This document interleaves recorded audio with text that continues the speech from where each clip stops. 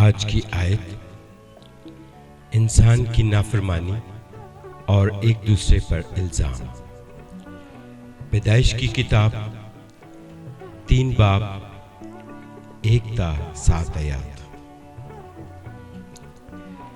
और सांप कुल दश्ती जानवरों से जिनको खुदा ने बनाया था चालाक था, और उसने औरत से कहा, क्या वाकई खुदा ने कहा है कि बाग के किसी दरख्त का फल तुम ना खाना?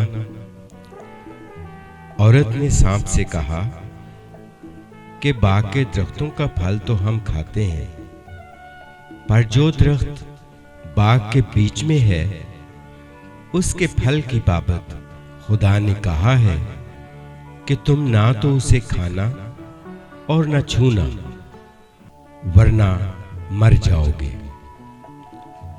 तब सांप ने औरत से कहा कि तुम हरगिज ना मरोगे, बल्कि खुदा जानता है कि जिस दिन तुम उसे खाओगे तुम्हारी आंखें खुल जाएंगी और तुम खुदा की मानिंद नेक व बद के जानने वाले बन जाओगे।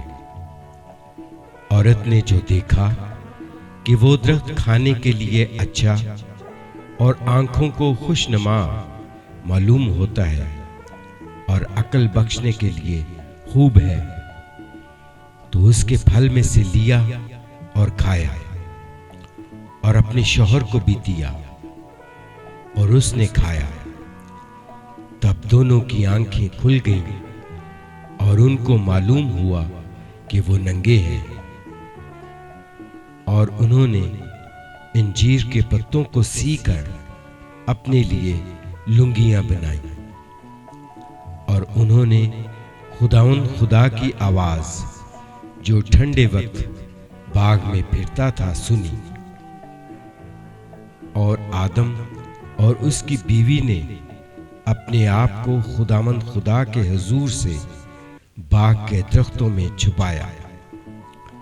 तब खुदा ने आदम को पुकारा और उससे कहा कि तू कहाँ है? उसने कहा, मैंने बाग में तेरी आवाज सुनी और मैं डरा, क्योंकि मैं नंगा था और मैंने अपने आप को छुपाया। उसने कहा, तुझे किसने बताया कि तू नंगा है? क्या तूने उस दरख्त का फल खाया जिसकी बाबत मैंने तुझको हुक्म दिया था कि उसे ना खाना? आदम ने कहा कि जिस औरत को तूने मेरे साथ किया है उसने मुझे उस दरख्त का फल दिया और मैंने खाया। तब खुदा ने औरत से कहा कि तूने ये क्या किया? औरत ने कहा कि सांप ने मुझको बहकाया तो मैंने खाया। पाक कलाम के पढ़े और सुने जाने पर खुदावंद की बरकत हो। आमीन।